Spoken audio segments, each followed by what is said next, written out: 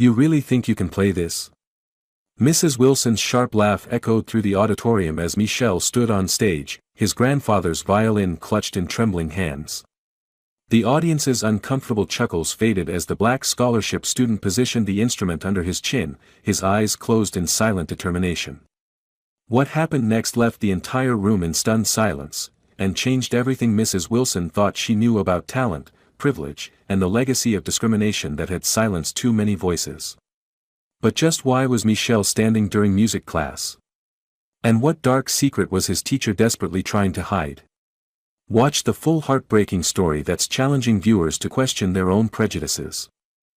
Dear viewer, if you are watching my story for the first time, I humbly request you write the location from where you are watching right now, subscribe this channel and press the bell icon now not to miss the notifications of my daily published new stories.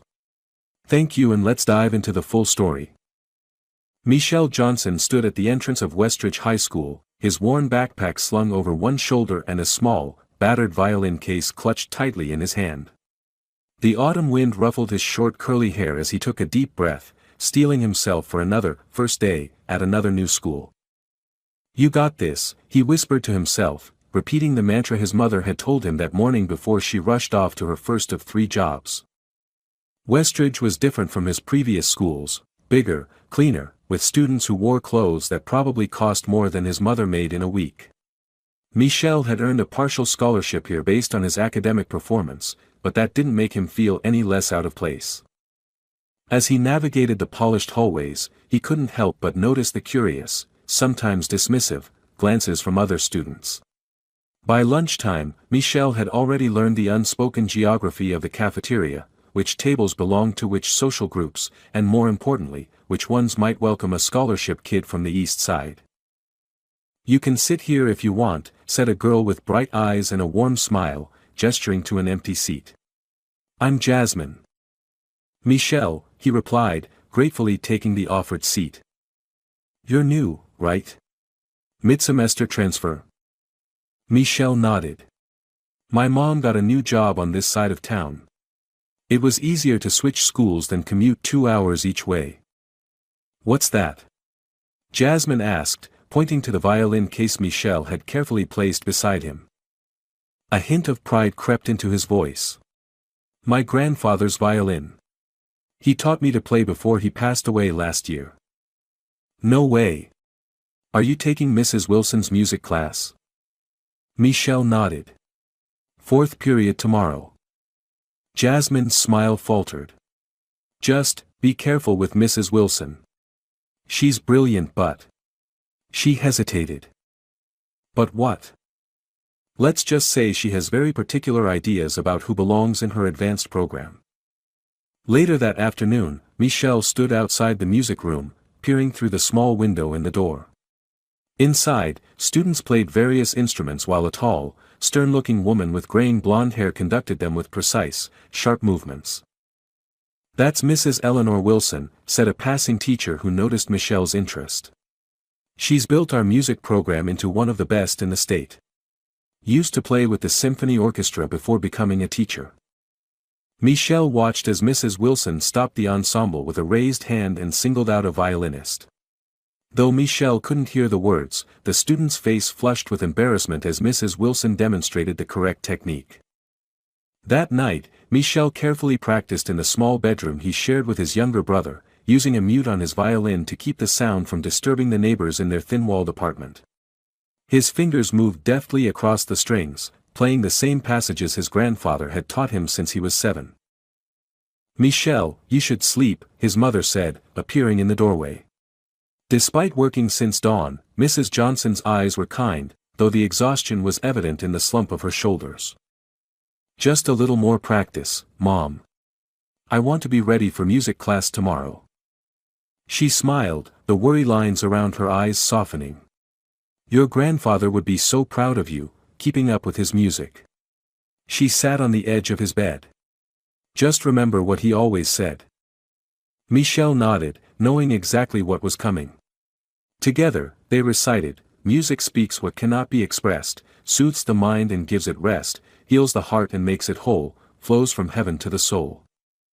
As his mother kissed him goodnight, Michel couldn't know that tomorrow would test everything his grandfather had taught him, not just about music, but about dignity and courage in the face of prejudice. Michel arrived early to Mrs. Wilson's music class, clutching his grandfather's violin case like a shield. The music room was impressive, a large space with tiered seating, acoustic panels, and gleaming instruments in glass cases along the walls. Concert posters and framed awards covered every available space, testifying to Mrs. Wilson's success as an educator. Students filtered in, many carrying instrument cases of their own. Michel noticed that most wore expensive clothes and spoke with the easy confidence of privilege. He took a seat in the middle row and carefully placed his violin case under his chair. "That seat is reserved for actual music program students," came a sharp voice from the front of the room. Michel looked up to see Mrs. Wilson staring directly at him, her blue eyes cold behind designer glasses. She wore an elegant black pantsuit and a pearl necklace that seemed to glow against her pale skin. I'm enrolled in this class," Michel said, his voice quieter than he intended. "I just transferred." "Ah, you must be the new scholarship student," Mrs. Wilson interrupted, making the word scholarship sound like a disease. "You may observe today from the back. We'll determine your aptitude before assigning you a permanent seat." Michel felt every eye in the room on him as he gathered his things and moved to the back row. His back throbbed painfully as he sat down, a reminder of his previous encounter with Mrs. Wilson, though the other students didn't know about it. During the school orientation last week, Michel had accidentally bumped into Mrs. Wilson while exploring the campus. She had immediately grabbed his arm and marched him to an empty classroom, accusing him of disrespect. What followed was something Michel couldn't bring himself to tell anyone, not even his mother. Mrs. Wilson had struck him several times with a ruler across his back, a disciplinary action that Michel later learned was strictly forbidden at Westridge. "You need to learn respect," she had hissed. "Especially if you're going to be attending on scholarship." Now, sitting in her classroom, Michel felt the welts on his back press against the hard plastic chair. He shifted uncomfortably, trying to find a position that didn't hurt. "Is something wrong with your posture, Mr. Johnson?" Mrs. Wilson called out, drawing attention to his fidgeting. A few students snickered. "No, ma'am," Michel replied, forcing himself to sit straight despite the pain. "Then perhaps you'd like to stand instead? Proper posture is essential for musicians." It wasn't a question but a command.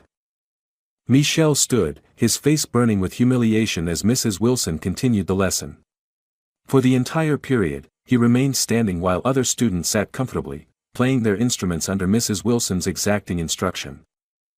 When the bell finally rang, Michel was both physically and emotionally exhausted. As students filed out, Jasmine approached him. "That wasn't fair," she whispered. "She never makes anyone stand for the whole class." Michel shrugged, trying to appear unbothered. "It's fine." "It's not fine," Jasmine insisted. "Did you bring your violin? I didn't see you play." "She didn't ask me to," Michel explained, lifting his case. "But yeah, I brought it." "You should show her what you can do tomorrow," Jasmine encouraged. "Mrs. Wilson respects talent, even if she's—" She trailed off. "Even if she's what?" Michel pressed. Jasmine bit her lip. "Let's just say she has certain ideas about who can be a real musician." As they left the classroom, Michel caught Mrs. Wilson watching him with a calculating expression. She quickly looked away, busying herself with sheet music, but Michel had seen something in her eyes that made him uneasy, something beyond mere dislike. That afternoon, instead of taking the bus home, Michel found an empty classroom and took out his violin. The pain in his back made it difficult to maintain proper form, but he played anyway, losing himself in the music his grandfather had taught him, a complex piece by Bach that had always calmed him in difficult times. He was so absorbed that he didn't notice the classroom door opening slightly, didn't see Mrs. Wilson pause in the hallway, her expression shifting from surprise to disbelief as she listened to his flawless playing. By the time Michel finished and looked up, she was gone, leaving only the faint scent of expensive perfume in the air. The empty classroom became Michel's sanctuary over the next week. Each day after school, he would slip inside, close the door, and lose himself in music for an hour before catching the late bus home. Here, without an audience, without judgment, Michel played the pieces his grandfather had lovingly taught him: complex classical compositions, soul-stirring jazz improvisations, and haunting melodies from his grandfather's homeland. On Thursday afternoon, deep into a particularly difficult passage from Vivaldi's Summer, Michel was startled by applause. He spun around to find Jasmine standing in the doorway, her eyes wide with admiration. "That was incredible," she exclaimed, stepping into the room. "Why haven't you shown Mrs. Wilson what you can do?" Michel carefully lowered his violin. "She hasn't exactly given me the chance." "You need to make her give you a chance," Jasmine insisted, sitting on a nearby desk. "Seriously, Michel, I've never heard anyone our age play like that. How long have you been playing?" "Since I was 7, Michel replied, gently running his fingers over the worn wooden surface of his violin. "My grandfather taught me. He used to play in jazz clubs in New Orleans back in the 60s and 70s, but he was classically trained before that." "Was he famous?" Jasmine asked. Michel's eyes clouded slightly. "He should have been. He auditioned for the New Orleans Symphony Orchestra 3 times. They always told him he was not quite what they were looking for." Jasmine's expression softened with understanding. "But he was good enough." "He was better than good enough," Michel said, his voice quiet but fierce. "He just wasn't the right color." He paused, then added, "He never let it stop him, though. He played wherever they'd let him, clubs, churches, weddings. Said music was bigger than the people who tried to control it." Jasmine was silent for a moment, then said, "The winter concert auditions are next week. You should sign up." Michel shook his head. "Mrs. Wilson would never select me." "She couldn't ignore talent like yours if you played in front of everyone," Jasmine argued. "And even if she tried, Mr. Davis would intervene. He's the principal and he's always at the auditions." Michel considered this while carefully placing his violin back in its case.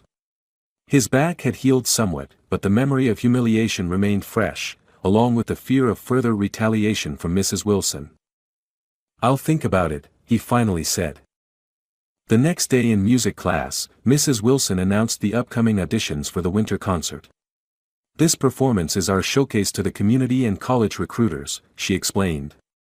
"Only our most accomplished students will be selected." Her gaze swept the room, deliberately passing over Michel, who still stood at the back despite the empty seats available.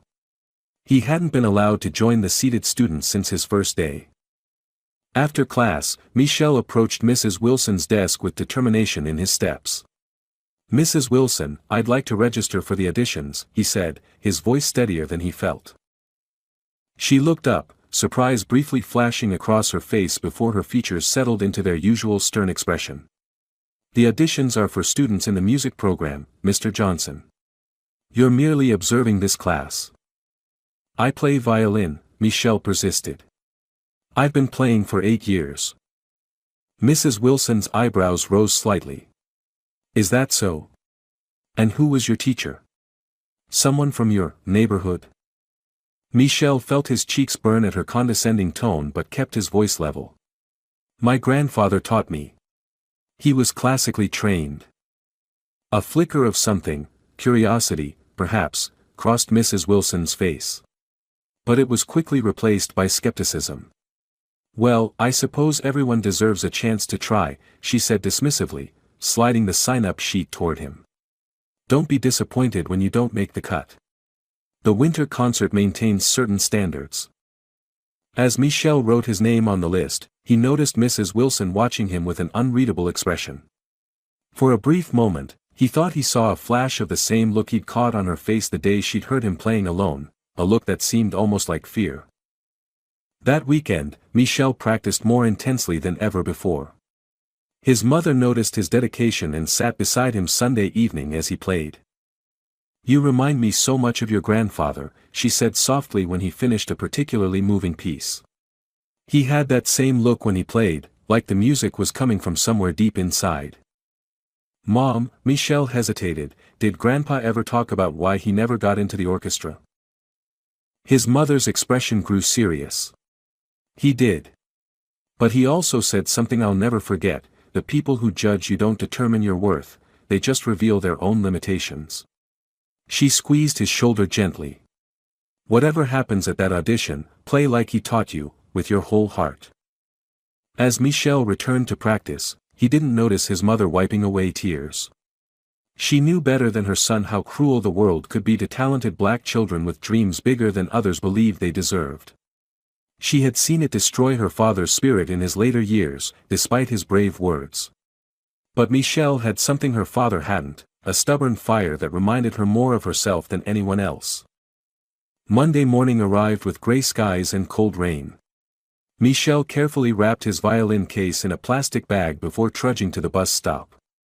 Today was the day of reckoning, the day he would either break through Mrs. Wilson's prejudice or confirm her dismissal of his abilities. Either way, he would play his grandfather's music the way it deserved to be played. With dignity. With passion. With soul. Monday morning's music class began like all the others, with Michelle standing at the back while Mrs. Wilson led the other students through their warm-up exercises. But today felt different. The audition sign-up sheet sat prominently on Mrs. Wilson's desk, and Michelle could see his name standing out among the others. Before we begin our regular lesson, Mrs. Wilson announced, picking up the sheet, "I'd like to address the winter concert auditions." She scanned the list, her lips pursing slightly. "I see we have quite a few ambitious students this year." Her gaze settled on Michelle. "Including some who may have overestimated their abilities." A few students turned to look at Michelle, their expressions ranging from curiosity to smirks. Jasmine, seated in the violin section, gave him an encouraging nod. "The winter concert is our most prestigious event," Mrs. Wilson continued. "College scouts attend, as do benefactors who fund our program. We cannot afford to present anything less than excellence." She placed the sheet back on her desk with deliberate precision. "Auditions will begin tomorrow. Be prepared to sight read a piece of my choosing, as well as perform a prepared selection that demonstrates your technical abilities." After class, Michelle was carefully packing away his notebook when he overheard a conversation between Mrs. Wilson and another teacher who had stopped by the music room. "Eleanor, did you see this scholarship student signed up for auditions?" the other teacher asked, holding the sheet. "Yes, quite presumptuous," Mrs. Wilson replied, not bothering to lower her voice. "But I suppose we must give everyone their moment of aspiration. Do you think he has any training at all? These students from the East Side rarely have access to proper musical education." Mrs. Wilson's laugh was sharp and dismissive. "He claims his grandfather taught him. Probably played in some church band or local dive bar. Hardly the classical foundation we require for our program." Michelle's hands tightened around his backpack straps, but he kept his face carefully neutral as he walked past the teachers toward the door. "Mr. Johnson," Mrs. Wilson called, stopping him. "Since you're so eager to join our program, perhaps you'd like to give us a preview of your skills tomorrow? First audition slot, 3:15 p.m. "Yes, ma'am," Michelle replied evenly, meeting her gaze. "I'll be ready." As he turned to leave, he heard the other teacher whisper, "Is that the one who stands during class? Why doesn't he sit down?" "He seems to prefer it," Mrs. Wilson answered smoothly. "Cultural differences, perhaps." The lie stung more than the original humiliation. Michelle hurried from the room, nearly bumping into Jasmine who was waiting in the hallway. "You okay?" she asked, falling into step beside him. "She thinks I'm a joke," Michelle said quietly, his voice tight with anger. "She's already decided I don't belong here." "Then prove her wrong," Jasmine replied firmly. "What piece are you going to play?" Michelle thought for a moment, considering the classical pieces he had practiced. Then something his grandfather once told him came to mind: sometimes you need to play the game to change the rules. Bach's Chaconne from Partita No. 2, he decided. One of the most technically challenging violin pieces ever written, a piece that Mrs. Wilson couldn't dismiss as simple or beneath her standards. That afternoon, Michel spent hours in the empty classroom, practicing until his fingers were sore and his back ached from maintaining proper posture. He played the piece again and again, focusing on the sections that required the most precision. When the janitor finally came by to lock up the classrooms, Michel reluctantly packed his violin. As he walked toward the bus stop, he noticed a sleek black car idling in the faculty parking lot, Mrs. Wilson's BMW. For a brief moment, their eyes met through the windshield. She stared at him for several seconds before deliberately turning away. At home that night, Michel's mother noticed his intensity as he practiced in their small living room. "What's happening tomorrow?" she asked, recognizing the signs of her son preparing for something important. "Auditions for the winter concert," Michel explained, briefly lowering his violin. "That's wonderful," she exclaimed, then hesitated, noting his expression. "Isn't it?" Michel hesitated. He hadn't told his mother about Mrs. Wilson's treatment or the pain in his back. She worked so hard to give him this opportunity, he couldn't bear to worry her. "It's a big deal," he said finally. "The teacher is very particular." His mother studied him carefully. "Michel, is everything okay at this new school?" "It's fine, Mom," he assured her. "Just different. I'm adjusting." She didn't look convinced but nodded slowly. "Your grandfather always said that some people fear what they don't understand, and nothing is less understood than true talent." Michel smiled, genuinely this time. "I know. And tomorrow, I'm going to make him proud." "You already have," his mother said softly, kissing his forehead before returning to her sewing. She had picked up extra mending work to help pay for his new school uniforms.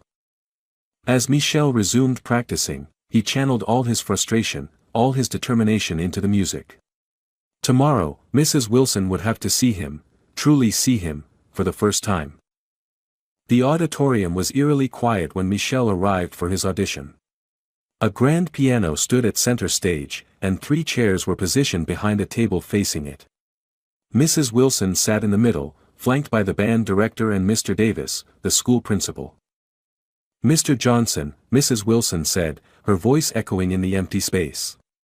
"You're precisely on time. That's 1 point in your favor, at least." Michel approached the stage, his violin case clutched tightly in his hand. His back throbbed with each step, the pain had worsened after yesterday's long practice session.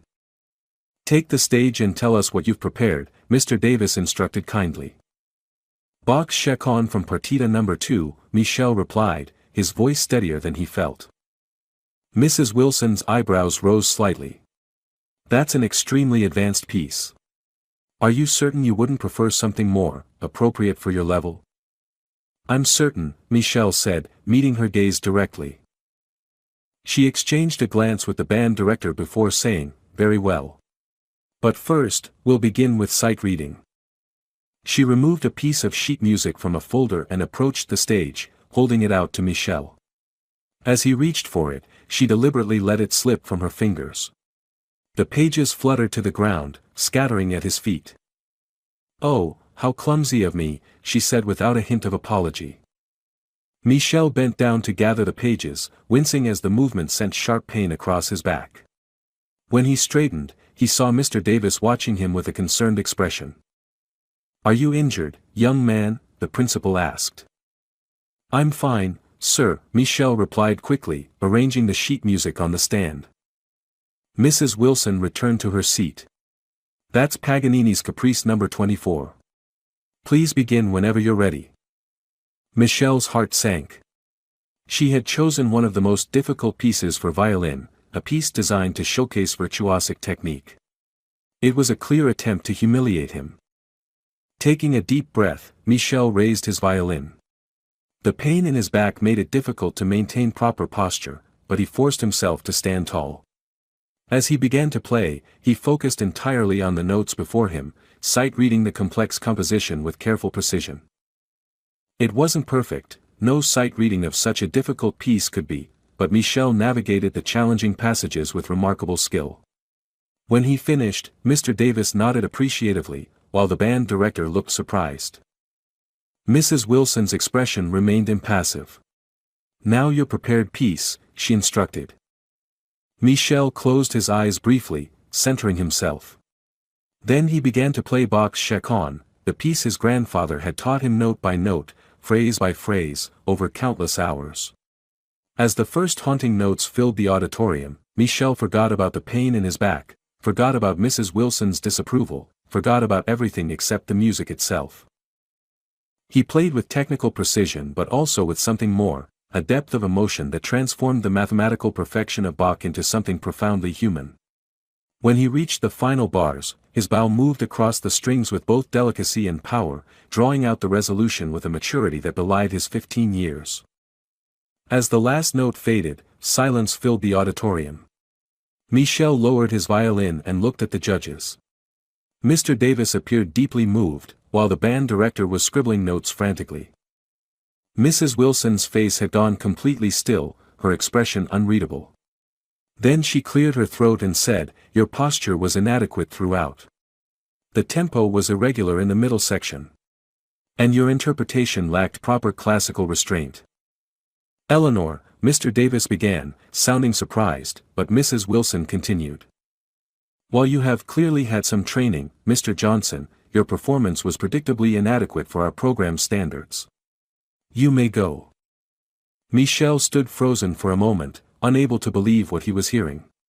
He had played better than he ever had before, and still, it wasn't enough. Still, she refused to see him. "Thank you for the opportunity," he said quietly, his voice thick with suppressed emotion. With as much dignity as he could muster, he packed his violin and left the stage. In the hallway, he leaned against the wall, trying to steady his breathing. The door to the auditorium opened, and Mr. Davis emerged. "Michel," he said gently, "that was an extraordinary performance." "Thank you, sir," Michel replied, but Mrs. Wilson didn't seem to think so.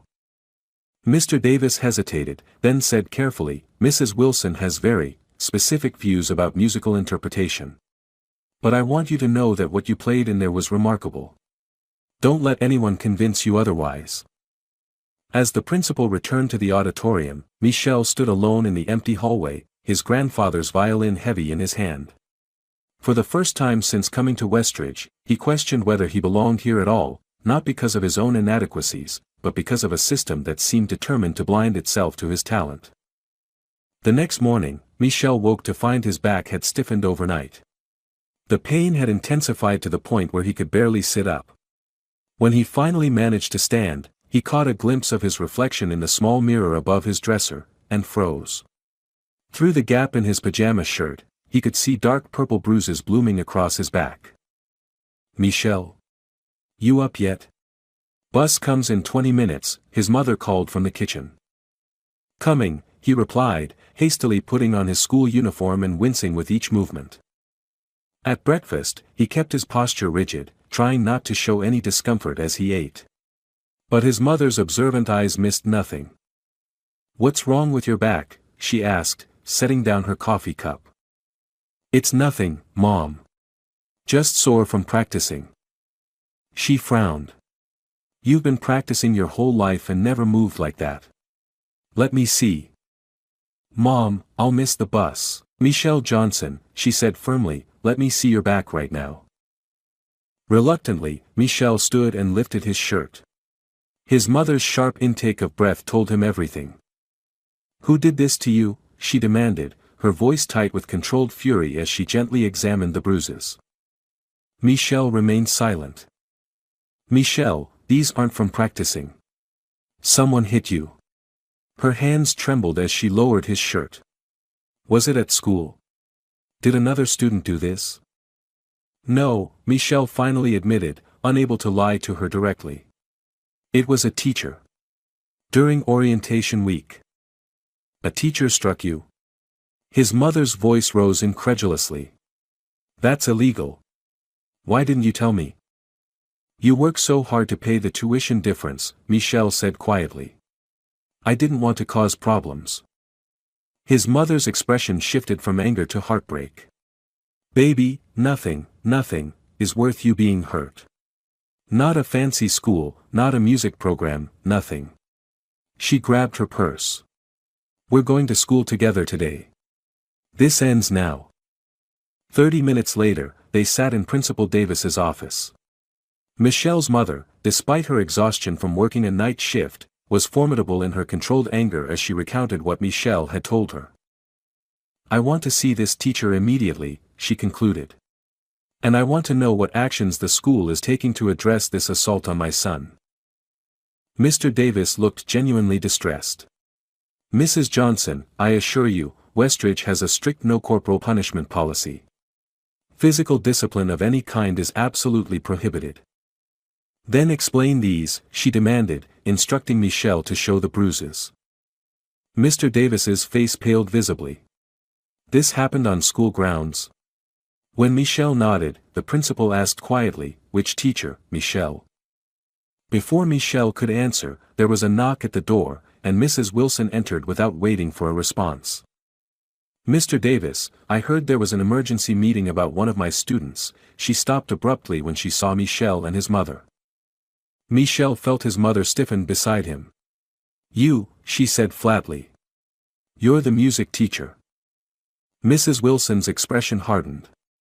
"I am Eleanor Wilson, yes. And you must be Mr. Johnson's mother." "Mrs. Wilson," Mr. Davis intervened, "Mrs. Johnson has brought a very serious allegation to my attention. She claims a teacher physically disciplined Michelle during orientation week, resulting in significant bruising." Mrs. Wilson's face remained impassive. "That's a very serious accusation indeed. One that requires substantial evidence." "The evidence is on my son's back," Mrs. Johnson replied sharply. "And how do we know when or how these supposed injuries occurred?" Mrs. Wilson countered. "Boys his age get into all sorts of altercations." "Are you calling my son a liar?" Mrs. Johnson demanded, rising from her chair. "I'm simply pointing out that scholarship students sometimes find it difficult to adjust to Westridge's rigorous environment," Mrs. Wilson said smoothly. "Fabricating excuses for poor performance is not uncommon." "Poor performance?" Michelle's mother repeated incredulously. "My son is a straight-A student who's been playing violin since he was 7. "Yes, he mentioned that his grandfather taught him," Mrs. Wilson said with a dismissive wave. "But I'm afraid untrained instruction often instills bad habits that must be unlearned." Michelle, who had been silent during this exchange, finally spoke. "My grandfather studied at Juilliard before being drafted into the army. He performed with the 369th Infantry Regiment Band, the Harlem Hellfighters, during World War II." Mrs. Wilson's confident expression faltered slightly. "After the war," Michelle continued, his voice gathering strength, "he auditioned for orchestras across the country. Despite his talent, he was rejected because of his race.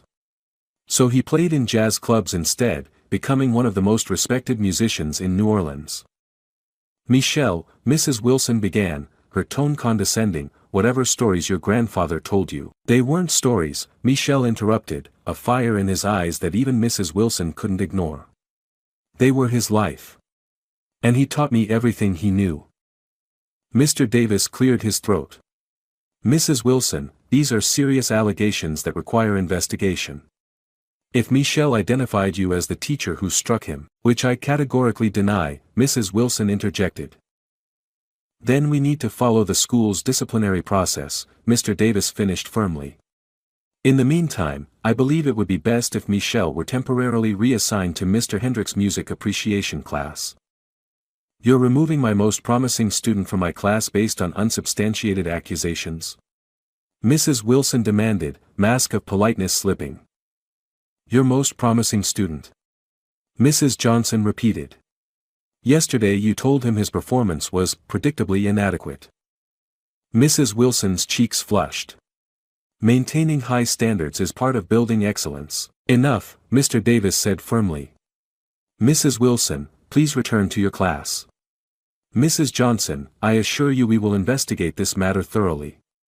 "Michelle, you're excused from classes today. Take time to rest and recover." As they left the office, Michelle felt a curious mixture of relief and dread. The truth was finally out, but he knew Mrs. Wilson wouldn't simply accept defeat. This confrontation had only deepened the battle lines between them. In the parking lot, his mother pulled him into a gentle hug, careful of his injured back. "I'm proud of you for standing up for yourself and for your grandfather's legacy," she said softly. "But I'm so sorry you felt you had to endure this alone." "What happens now?" Michel asked. "Now," his mother said, a determined gleam in her eye, "we fight. That woman has no right to be teaching anyone, let alone talented children like you." As they drove home, Michel stared out the window at the affluent neighborhood surrounding Westridge. For the first time, he wondered if he truly wanted to be part of a world that required him to diminish himself to belong. 3 days had passed since the confrontation in Principal Davis's office. 3 days of whispered rumors circulating among students. 3 days of Michel attending Mr. Hendrick's music appreciation class, a poor substitute for actual performance, despite the teacher's kindness. The investigation into Mrs. Wilson's conduct was proceeding slowly. Several students had been interviewed, but none had witnessed the incident during orientation week. It was Michel's word against Mrs. Wilson's, and she had 20 years of reputation at Westridge behind her. On Thursday morning, a school-wide announcement reminded everyone about the evening's fall showcase, an event where students selected for the winter concert would perform preliminary pieces to demonstrate the music program's excellence to parents and donors. "You should go," Jasmine told Michel during lunch. "Show support for the music program even if you're not performing." Michel pushed his food around his plate. "I don't think I'm welcome there." "It's a school event," Jasmine insisted. "Everyone's welcome. Besides, it sends a message that you're not backing down." That evening, Michel found himself in the back row of the auditorium, watching as the stage was prepared for the showcase. His mother sat beside him, having rearranged her work schedule to attend. She'd been adamant about supporting Michel and showing Mrs. Wilson they wouldn't be intimidated. Principal Davis gave a short welcome speech, then introduced Mrs. Wilson, who glided onto the stage in an elegant black dress. "Thank you all for coming to our fall showcase," she said, her voice carrying easily through the space. "Tonight, you'll hear from students who represent the very best of Westridge's music program, students who demonstrate the technical excellence and artistic interpretation that we foster." Her gaze swept across the audience, faltering slightly when she spotted Michel and his mother. She recovered quickly, turning toward the first performer with a practiced smile. One by one, students performed their pieces, most playing adequately, a few with genuine talent. Michel recognized many of the compositions, silently noting places where he would have interpreted passages differently. Then came a disruption. Mrs. Wilson returned to the microphone, looking displeased. "I apologize, but it seems our next performer, Kevin Wilson, is experiencing some difficulty with his instrument. We'll take a short intermission while this is addressed." Michel's eyebrows rose. Kevin Wilson, Mrs. Wilson's son. He watched as a thin, nervous-looking boy followed Mrs. Wilson backstage, violin case clutched awkwardly in his hands. "I didn't know her son attended Westridge," Michel whispered to his mother. "Apparently he does," she replied, watching with interest as several minutes passed with no sign of their return. The audience began to murmur restlessly. Finally, Mr. Davis approached the microphone. "Ladies and gentlemen, we're experiencing a small technical issue. Mrs. Wilson has informed me that her son's violin has developed a problem with the bridge. Unfortunately, this means we'll need to skip his performance this evening." As Mr. Davis spoke, Michel felt a strange calm settle over him. Without fully analyzing his decision, he stood up. "Michel?" his mother questioned, but he was already moving toward the aisle. Mr. Davis was about to introduce the next performer when Michel approached the edge of the stage. The principal noticed him and paused, looking uncertain. "Mr. Davis," Michel said, his voice carrying in the quiet auditorium, "I have my violin with me. I'd be happy to play in the empty slot." A murmur ran through the audience. Mr. Davis looked surprised but not displeased. Before he could respond, Mrs. Wilson emerged from backstage, her son trailing behind her. "That won't be necessary," she said coldly. "We'll simply continue with the program as planned." But there's an open slot now, Mr. Davis pointed out. And Michel is a very accomplished violinist. He isn't part of the music program, Mrs. Wilson countered, her voice tight. This showcase is meant to highlight our program's achievements.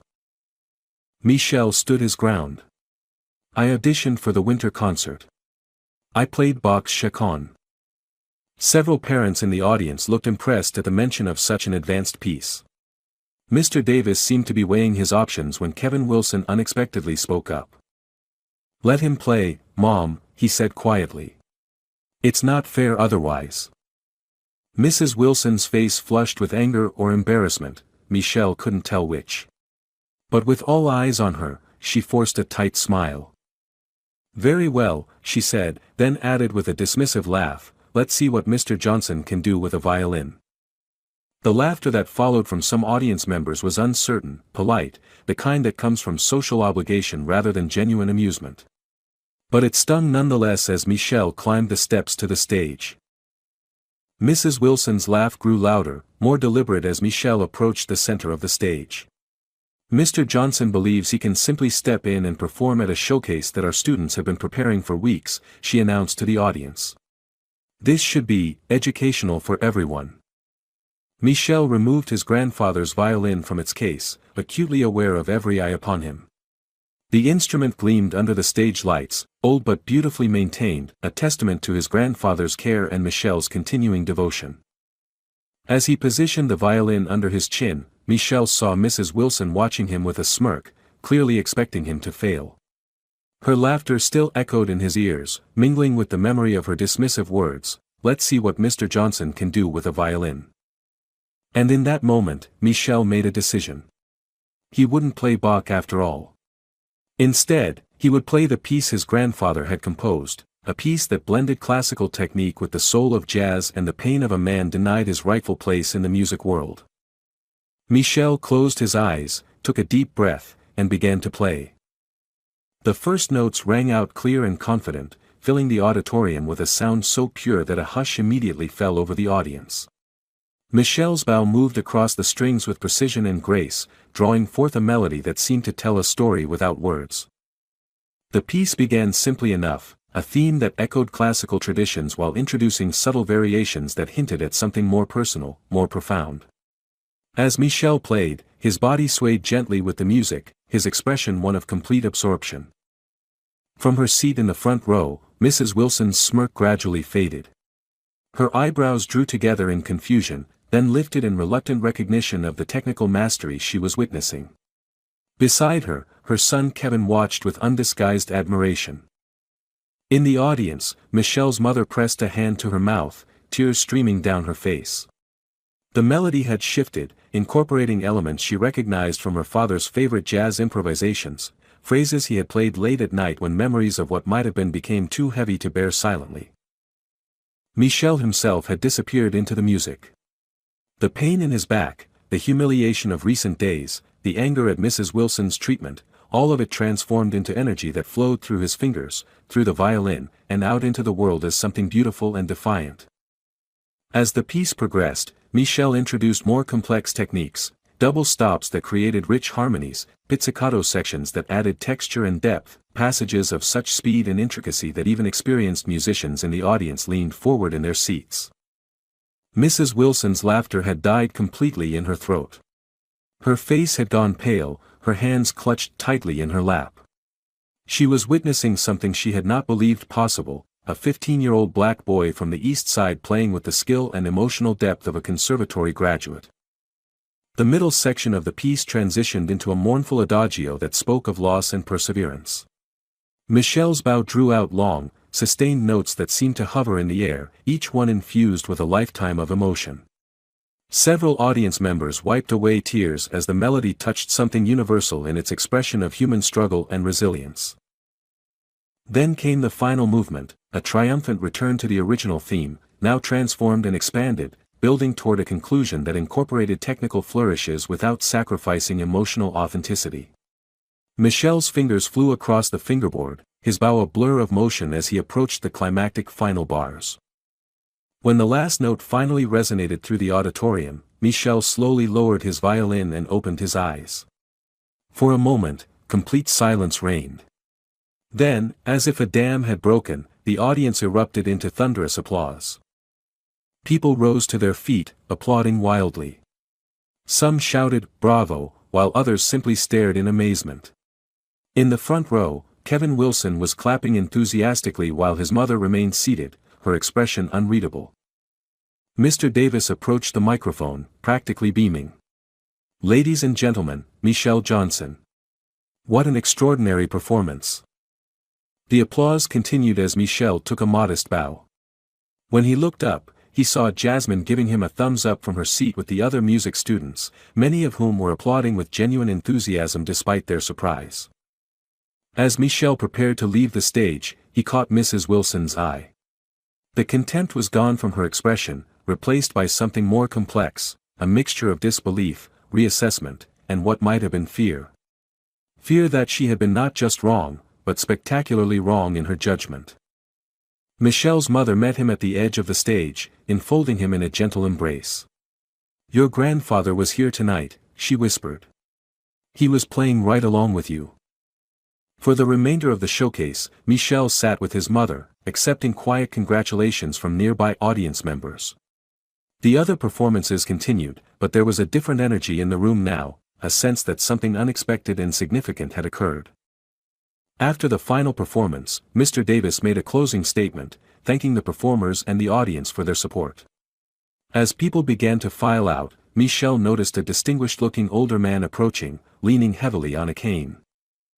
"Young man," he said, extending his hand to Michelle, "my name is Dr. Thomas Bennett.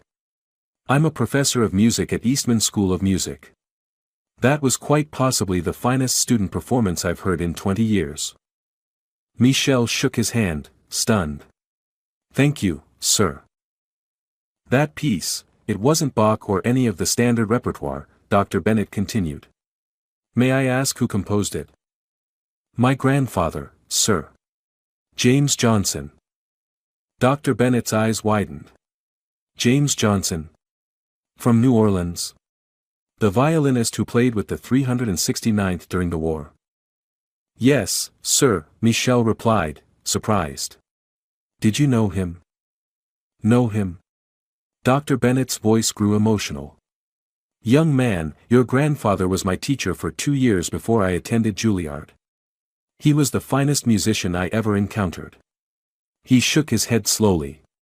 The music world lost a giant when racial barriers kept him from the position he deserved. As Dr. Bennett spoke, Michelle noticed Mrs. Wilson hovering nearby, clearly listening to their conversation. Her face had grown increasingly pale. "Mrs. Wilson," Dr. Bennett called out, noticing her as well. "You must be extraordinarily proud to have such talent in your program." Mrs. Wilson's smile was strained. "Michelle is, not actually in our music program, Dr. Bennett. He's a scholarship student who has expressed interest in joining." "Not in your program?" Dr. Bennett repeated incredulously. "My dear woman, what on earth are you waiting for? This young man has more natural talent and technical training than most of my first-year conservatory students." Michelle stood quietly, watching as Mrs. Wilson struggled to maintain her composure. In her eyes, he could see the realization dawning: she had not only misjudged his abilities but had actively tried to suppress a talent that might have brought glory to her program. And somewhere, Michelle thought, his grandfather was laughing. By Monday morning, the video had gone viral. Someone had recorded Michelle's performance at the fall showcase and posted it online with the caption, "Scholarship student shows elite private school how it's done." Within 48 hours, it had over 2 million views and was being shared across multiple platforms. The comments section overflowed with praise for Michelle's technical skill and emotional interpretation, along with heated discussions about racial bias in classical music education. Several professional violinists had weighed in, expressing amazement at the young performer's talent. Michelle discovered this when he arrived at school to find students and teachers alike giving him curious glances. Jasmine rushed up to him at his locker, practically vibrating with excitement. "Have you seen it?" she demanded, thrusting her phone toward him. "You're famous." Michelle stared at the screen in disbelief, watching a slightly wobbly but clear recording of his performance. The counter showed 2.3 million views and climbing. I had no idea anyone was recording, he said weakly. Everyone records everything these days, Jasmine replied with a laugh. But that's not even the best part. Dr. Bennett gave an interview to Classical Music Monthly about discovering you, and he mentioned your grandfather. People are looking up his history now, talking about how he was overlooked because of racial discrimination. Before Michelle could respond, Principal Davis's voice came over the intercom. Michelle Johnson, please report to the main office. In the principal's office, Michelle found Mr. Davis looking both pleased and slightly overwhelmed. You've caused quite a stir, young man, he said, gesturing for Michelle to take a seat. I didn't know anyone was recording, sir, Michelle began. That's not why I called you in, Mr. Davis assured him. I've been fielding calls all weekend, from music schools, from local news, even from the state education board. He leaned forward. But most importantly, I've completed the investigation into your allegations against Mrs. Wilson. Michelle's stomach tightened. 2 staff members have come forward confirming they saw Mrs. Wilson take you into an empty classroom during orientation week. They didn't witness what happened inside, but they heard enough to corroborate your account. What happens now? Michelle asked quietly. Mrs. Wilson has been placed on administrative leave pending a disciplinary hearing, Mr. Davis replied. The board takes corporal punishment violations extremely seriously, as do I. Michelle absorbed this news with mixed emotions. He hadn't set out to get Mrs. Wilson fired, he'd simply wanted to be treated fairly. There's something else, Mr. Davis continued. Dr. Bennett has proposed creating a special music scholarship in your grandfather's name. He was quite moved by your story and your talent. A scholarship? Michelle repeated, surprised. Yes. He believes your grandfather's legacy deserves recognition, and that other talented students without access to expensive private instruction should have opportunities to develop their gifts. As Michelle left the office, his mind whirling with these developments, he nearly collided with a woman in the hallway, Mrs. Wilson. She looked different, less imposing somehow, with dark circles under her eyes and her usual immaculate appearance slightly disheveled. For a moment, they simply stared at each other.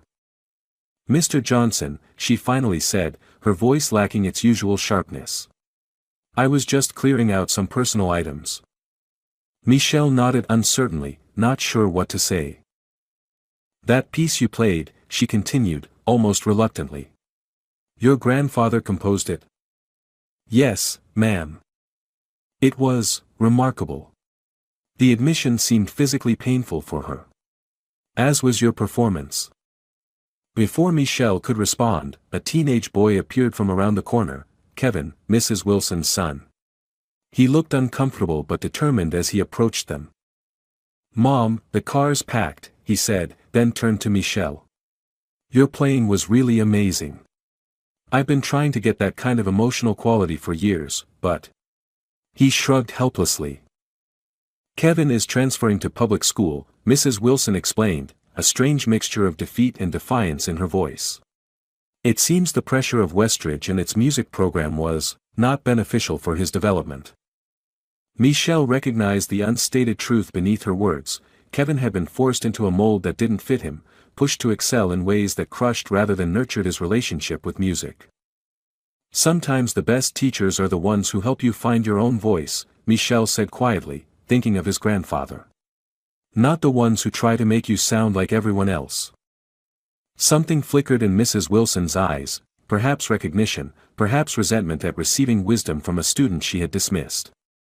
Without another word, she placed a hand on her son's shoulder and guided him toward the exit. Later that day, as Michelle practiced in what was now officially his spot in the empty classroom, there was a knock at the door. He lowered his violin to find Dr. Bennett standing in the doorway, accompanied by Mr. Davis. Don't stop on our account, Dr. Bennett said warmly. I was just telling Mr. Davis about a summer program at Eastman that would be perfect for you. For me? Michelle asked, surprised. Absolutely. It's highly selective, but after hearing you play. Dr. Bennett smiled. Well, let's just say I have some influence with the admissions committee. As they discussed the details, Michel felt a strange sense of his grandfather's presence, not as a ghost, but as a continuation, a legacy flowing through him into the future. The barriers that had stopped James Johnson wouldn't stop his grandson.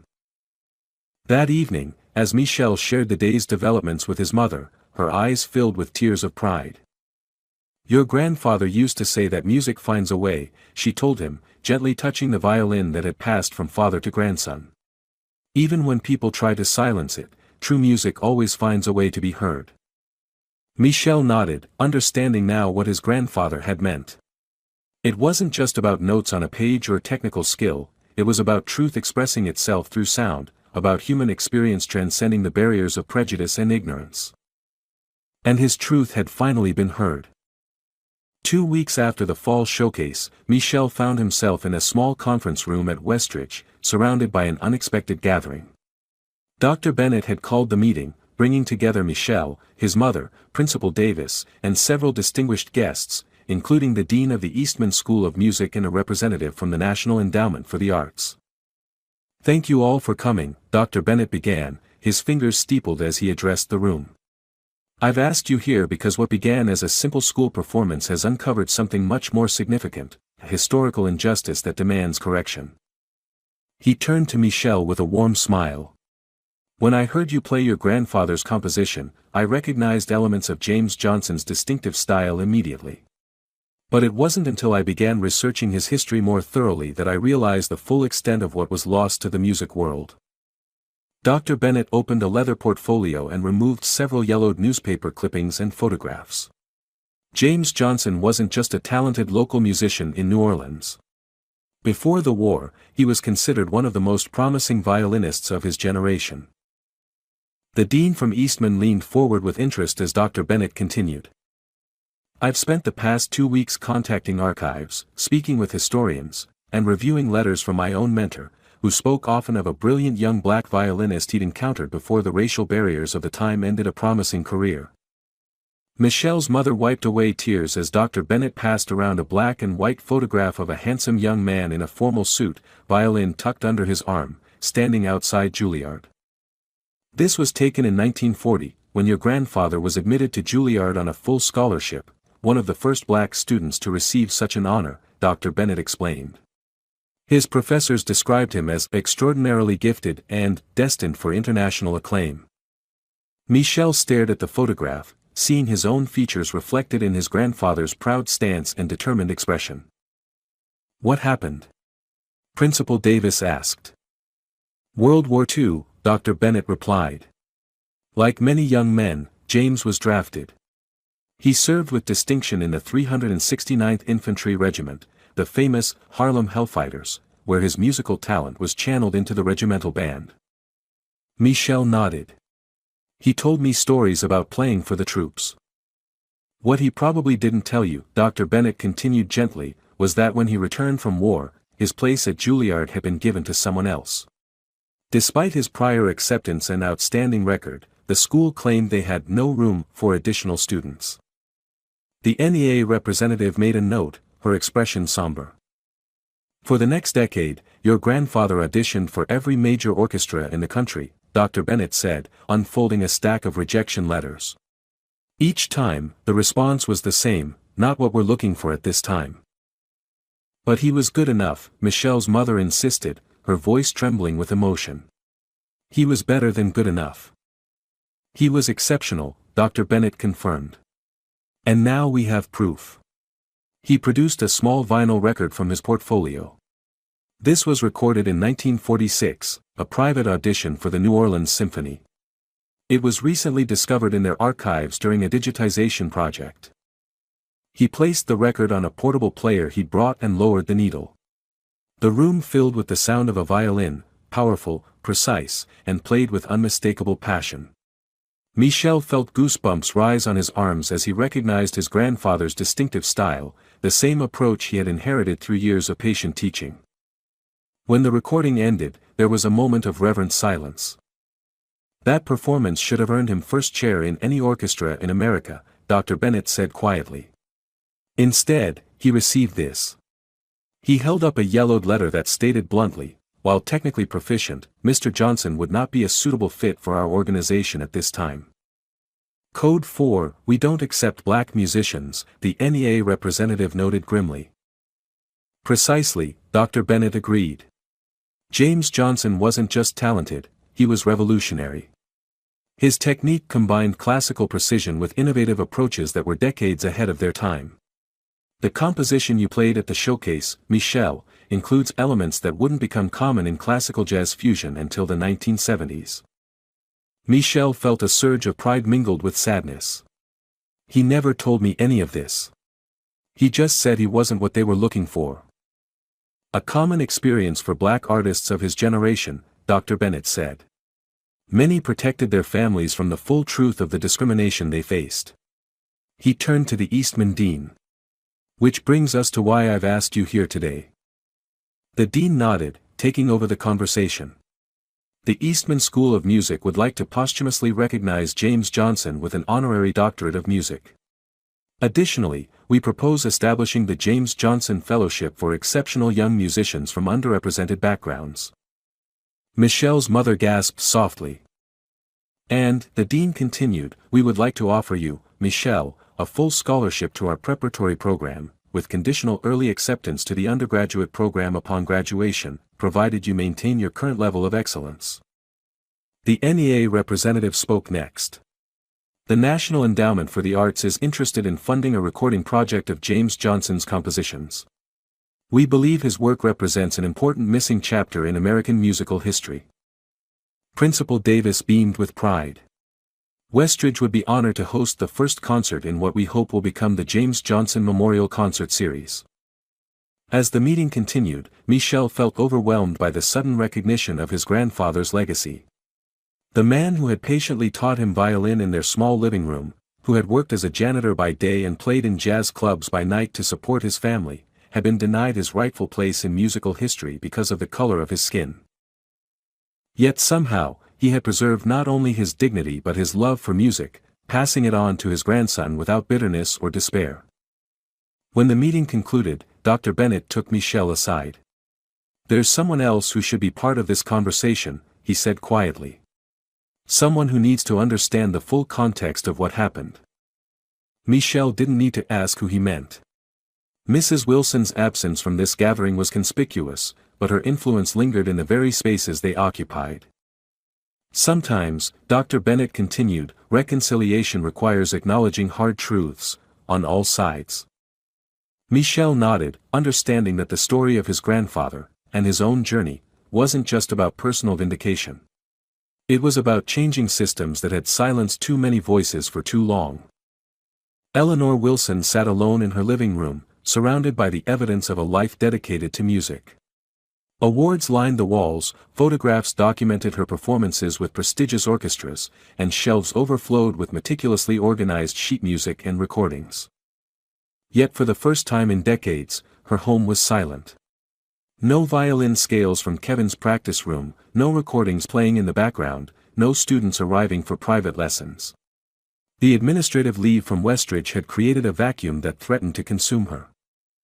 The doorbell's chime startled her. Visitors had become rare since the video went viral and the investigation began. Most of her colleagues had distanced themselves, unwilling to be associated with the scandal. She opened the door to find Dr. Thomas Bennett standing on her porch, leaning on his cane. "Thomas," she said, genuine surprise in her voice. They had known each other professionally for years, serving on the same competition juries and educational committees. "This is unexpected. May I come in, Eleanor?" His tone was polite but firm. She stepped aside, leading him to her living room where he declined her offer of tea. "I'll be direct," Dr. Bennett said once seated. "I'm here about James Johnson and his grandson." Mrs. Wilson's posture stiffened. "I assume you've heard about the investigation." "I've heard much more than that," Dr. Bennett replied. "I've spent the past 2 weeks uncovering the full history of James Johnson's career, and the systematic discrimination that derailed it." "I fail to see what that has to do with you?" Dr. Bennett interrupted gently. "Perhaps nothing directly. But it has everything to do with the system you've perpetuated, a system that nearly silenced another generation of that family's musical voice. Mrs. Wilson's cheeks flushed. I've dedicated my life to musical excellence. I maintain strict standards for all my students. Do you? Dr. Bennett removed his glasses, polishing them thoughtfully. Eleanor, I've known you for 20 years. You're a gifted musician and a knowledgeable teacher. But I've watched you dismiss students of color with technical skills that would earn white students your devoted attention.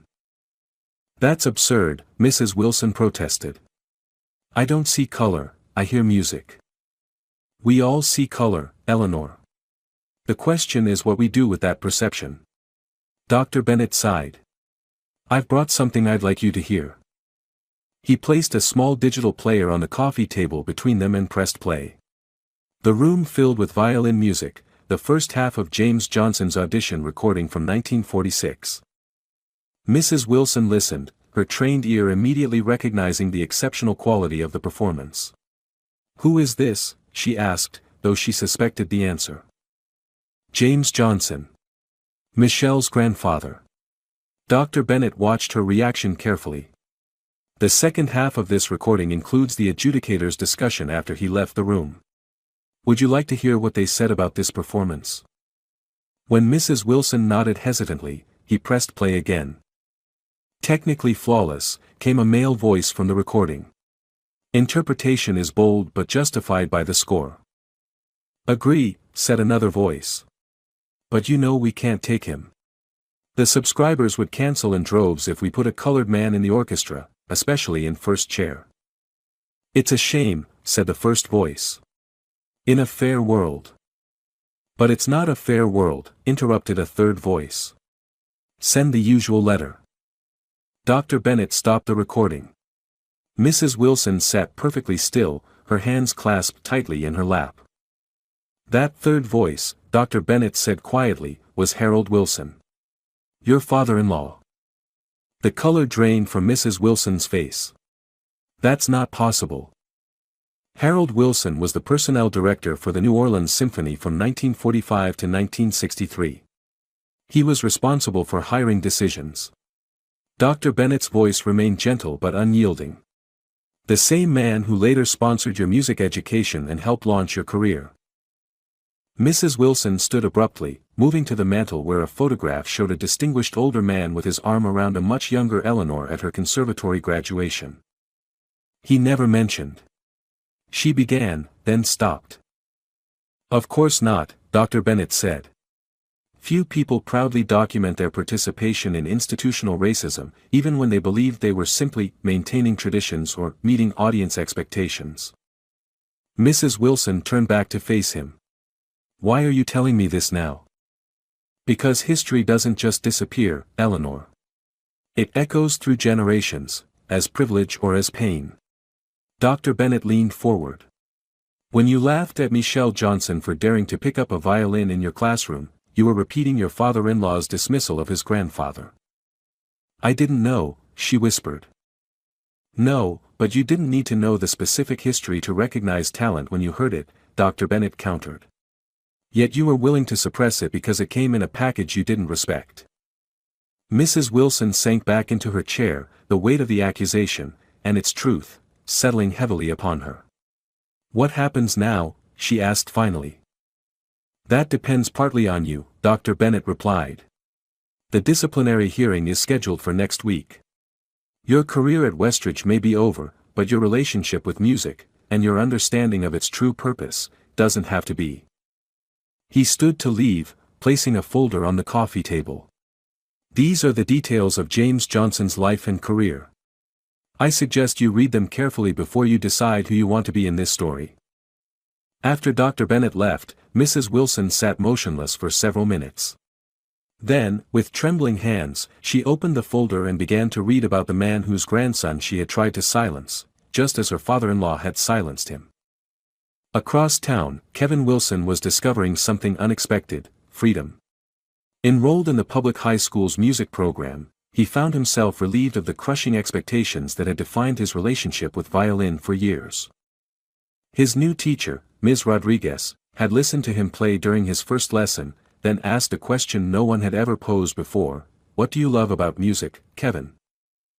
The question had startled him. Music wasn't about love in his household, it was about excellence, perfection, living up to the Wilson legacy. I'm not sure, he had admitted.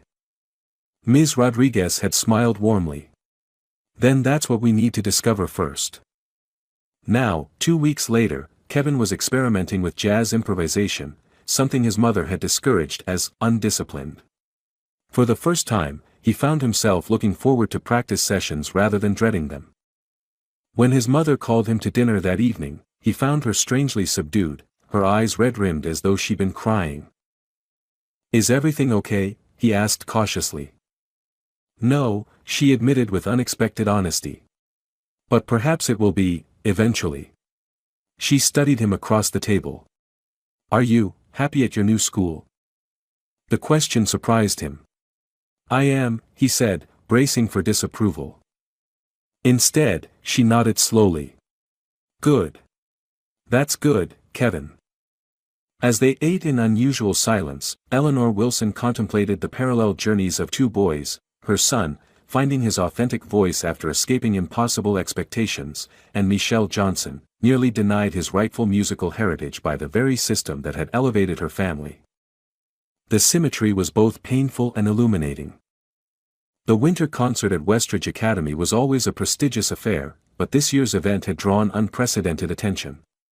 Local news crews set up outside the auditorium, music critics from national publications mingled with parents in the lobby, and a sense of expectancy hung in the air. Backstage, Michel adjusted his bow tie, trying to calm his racing heart. In the 3 months since the fall showcase, his life had transformed completely.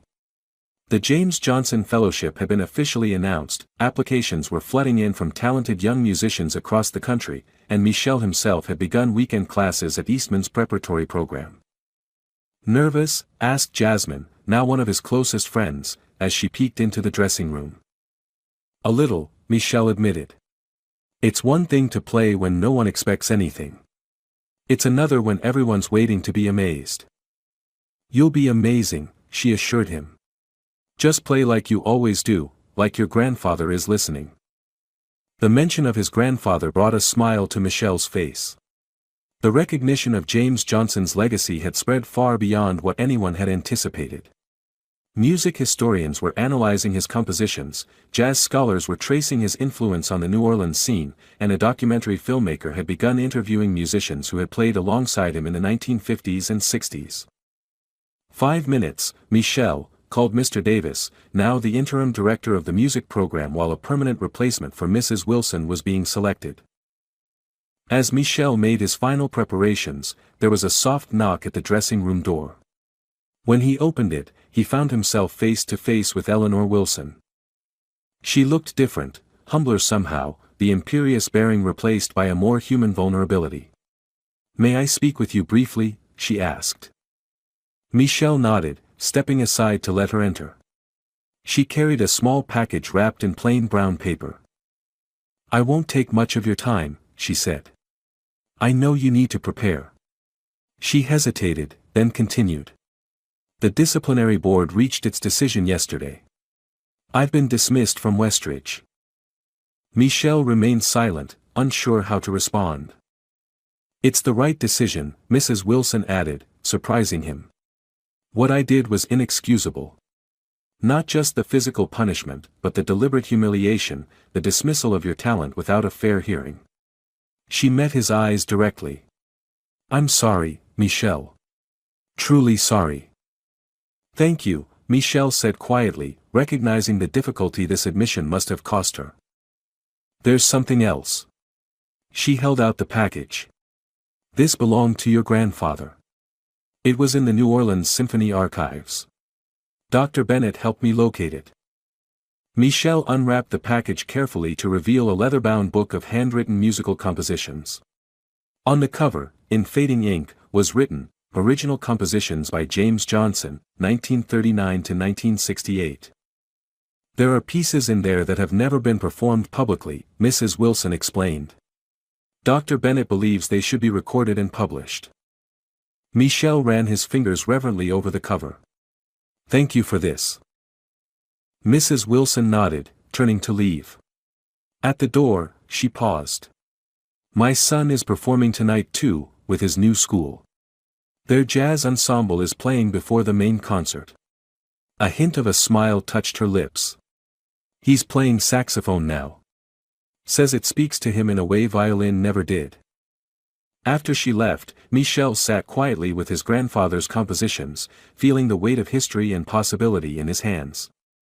Then, gathering his courage and his violin, he walked onto the stage where Mr. Davis was addressing the audience. "Ladies and gentlemen, it is my great honor to introduce our featured soloist, Michel Johnson, performing the world premiere of Ascension, a recently discovered composition by his grandfather, the late James Johnson." The spotlight found Michel as he positioned his violin. In the front row sat his mother, her face glowing with pride. Beside her was Dr. Bennett, who gave an encouraging nod. And to Michel's surprise, in the back row stood Mrs. Wilson, who had chosen to stay and listen rather than leave after delivering her message. As Michel began to play, he felt a profound connection, not just to his grandfather, but to all those whose music had been silenced, dismissed, or devalued.